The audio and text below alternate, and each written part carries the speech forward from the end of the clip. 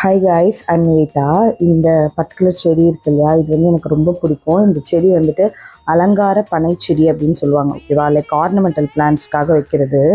இதில் பார்த்தீங்கன்னா இந்த லீவ்ஸ் எல்லாமே வந்துட்டு அப்படியே ப்ரௌன் கலரில் ஆயிடுச்சு.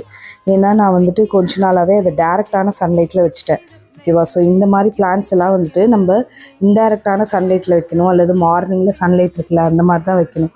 ஸோ அதனால் அதோட லீவ்ஸ் எல்லாமே வந்துட்டு ப்ரௌன் கலரில் ஆகிடுச்சு. லைக் எனக்கு வந்து இந்த பிளான்ட் வந்து உயிரோடு இருக்குமா அந்த மாதிரியான இதெல்லாம் வந்துருச்சு. ஸோ நான் போய் கடையில் கேட்கும்போது அவங்க வந்து எனக்கு இந்த ஃபர்டிலைசர் வந்து சஜஸ்ட் பண்ணாங்க.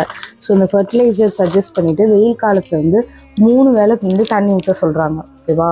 ஸோ 3 வேளை தண்ணி ஊற்றுங்க. இப்போ நமக்கே வந்துட்டு எவ்வளோ தண்ணி குடிக்கணும், ஸோ அதே மாதிரி தான் பிளான்ட்ஸ்க்கும் அந்த மாதிரி சொன்னாங்க. ஸோ பார்ப்போம், உங்களுக்கு ஏதாவது ஐடியா இருந்தால் சொல்லுங்கள். அதே மாதிரி அவங்க என்ன சொன்னாங்கன்னா, இந்த மாதிரி ப்ரௌனாக வரதெல்லாம் நீங்கள் கொஞ்சம் கட் பண்ணி விட்டுருங்க அந்த மாதிரி சொன்னாங்க. ஸோ அதான் நான் கொஞ்சம் கொஞ்சம் கட் பண்ணி விட்டுருக்கேன்.